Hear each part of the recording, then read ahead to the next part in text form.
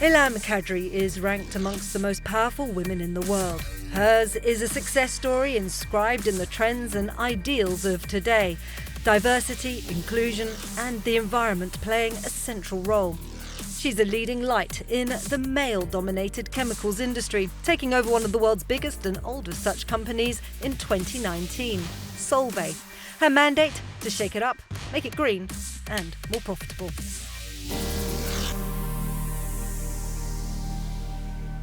Ilham Kadri, many thanks for joining us on the programme. I know that a mantra that is important to you is the 3 Ps, people, profit, planet. But pick one, which is the most important? People. Why? People need a home called the planet. There is no people, there is no families, there is no society without the environment, right? So the planet is our home, but it's about people and humanity.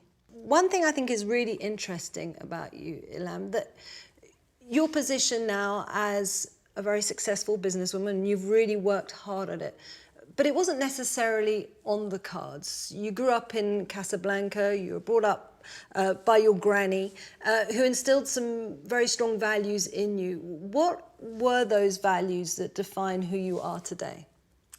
Yeah, my grandma was my first role model. She was an illiterate woman, but she taught me the love of books and to respect people who put their thoughts and wisdom in writing.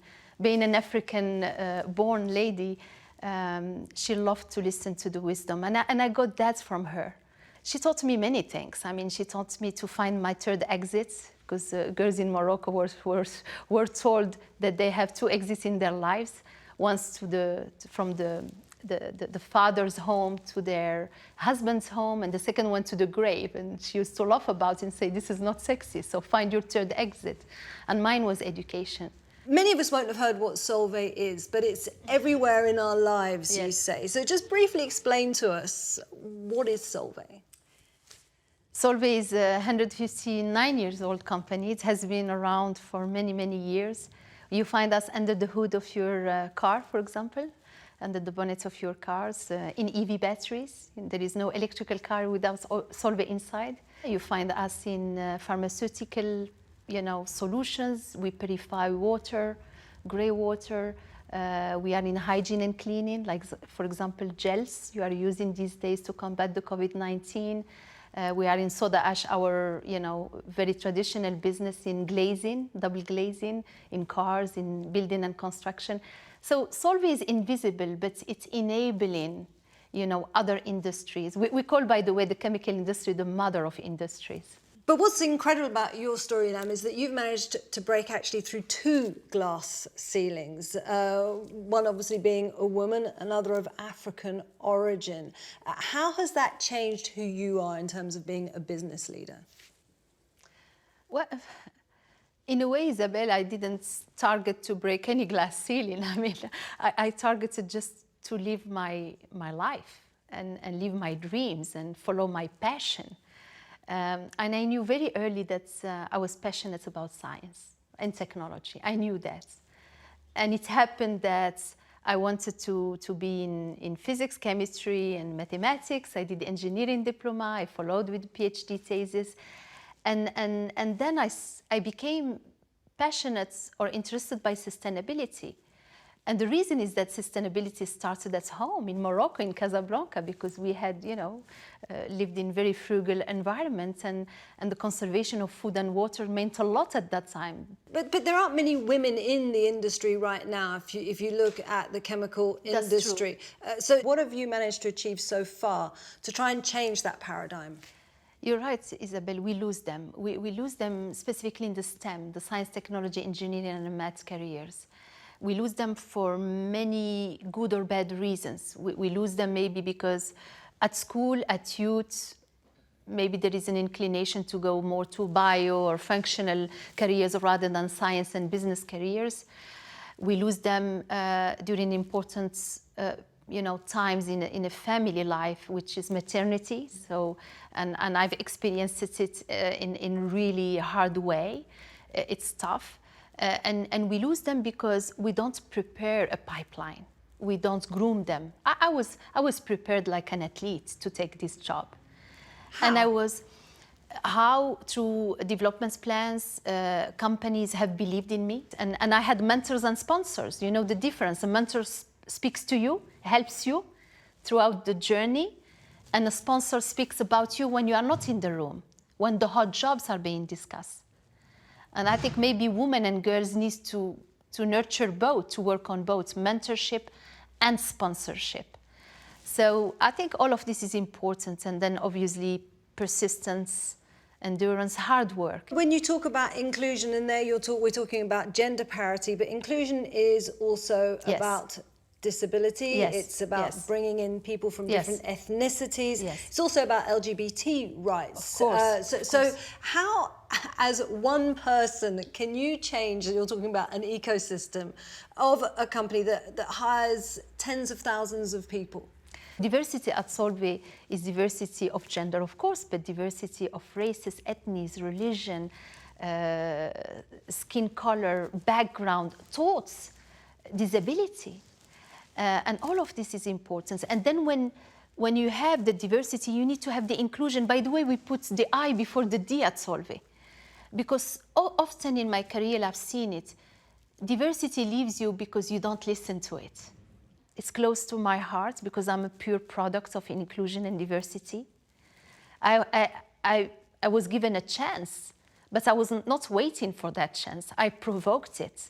And when it happened in front of me, when it came in, I took that train. And by the way, Isabel, we don't do it for charity. It impacts the bottom line. It makes companies stronger, more profitable. And our employees, the millennials, the future leaders are asking us for such environments. Well, then that leads me to the next issue I would like to discuss, and that is sustainability, because obviously that is part of the 3 Ps, planet aspect. Now, sustainability is also one of the game changers now. It's also profitable, isn't it? But when will it be profitable? And is Solvay ready to go as far as to try and aim to become a zero emissions enterprise? Of course, it has to be profitable, because if it's not profitable, it's not sustainable, right? But the beauty of it is that science and technology is the answer. It's going to create new solutions. We are on that journey. We joined the Paris Agreement, which is a big deal because we are abandoning coal. And this company started 159 years ago with soda ash business using coal as a primary energy. We don't know how we're going to abandon all the coal as an energy in our manufacturing side around the world by 2030, but we commit to do it. So we should not be afraid. I think the companies who are not going to pick up this green rebound and are serious about the sustainability roadmap are going to fail and disappear. They will have the Kodak moments. And if we look at in terms of climate, in terms of the environment, the chemicals industry, when you look at these huge plants, they don't really look like particularly green places. So how polluting is Solvay today?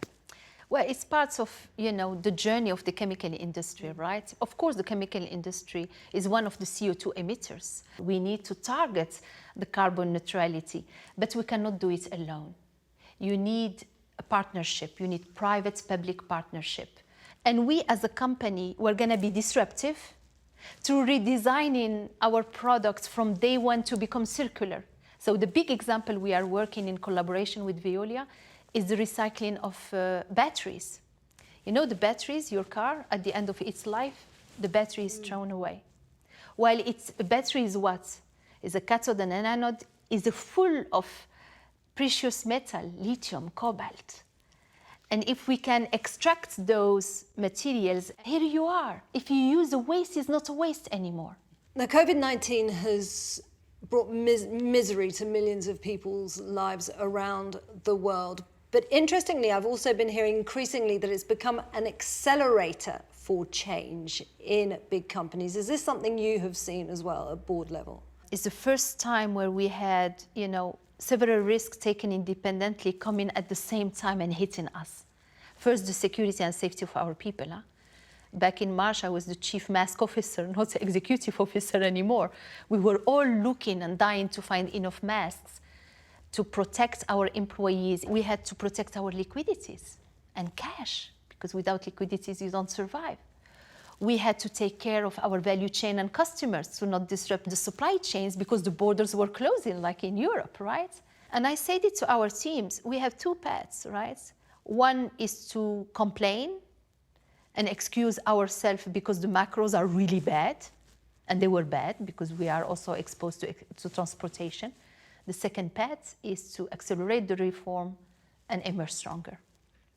The employees of Solvay has taken the second path.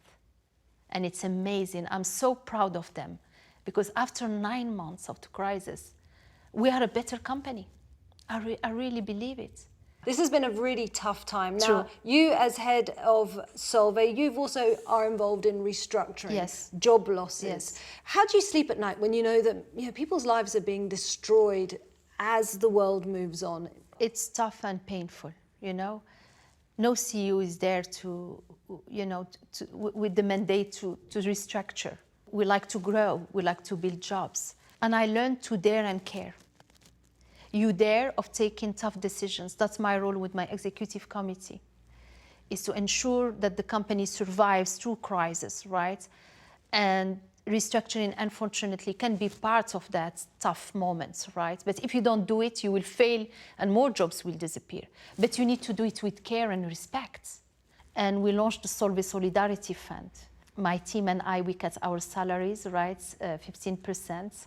In the year, the board of directors followed, and we called on the investors to donate part of their dividend to this foundation to support our employees, their families, and the communities in need because of COVID-19. And in 6 weeks, by the way, we collected 12 million euro. As I've looked at your career path, mentors have been very important. You still seek mentorship. Yes. But from the junior members, Yes. from the young guys, Yes. why? What are they teaching you? They're teaching me a lot. They're teaching me to unlearn and relearn. They are teaching me their wisdom, because at the end of the day, what is the role of a CEO, of a leader, is to leave a legacy and to give that baton I was given with the company in better shape than the one I inherited with, right? For them, for these young people. They have challenges of protecting the planet. I didn't grow up, I grew up with sustainability at home. That's my personal story. But I didn't grow up thinking I need to save the planet. They do. I have a lot of empathy and respect for the future generation who are gonna really, replace us. So I need to listen to them, and I do. And they're very generous with their wisdom. So just tell me then, from everything you've learned through your career path that's taken you around the world, working for a myriad of different companies, what makes a good leader? For leadership, you need to have the emotional intelligence. You need to have the empathy. You need to dare show in your vulnerability. Vulnerability is a strength, is not a weakness. And I truly believe that leaders who do not have those attributes are going to fail and they will disappear. What's your vulnerability?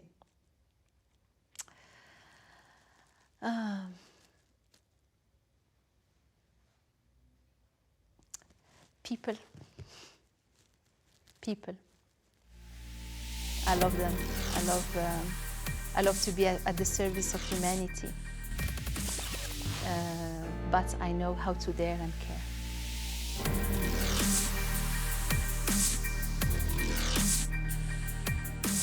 And then finally, you've obviously received some good advice along the way. What's the best piece of advice you can give?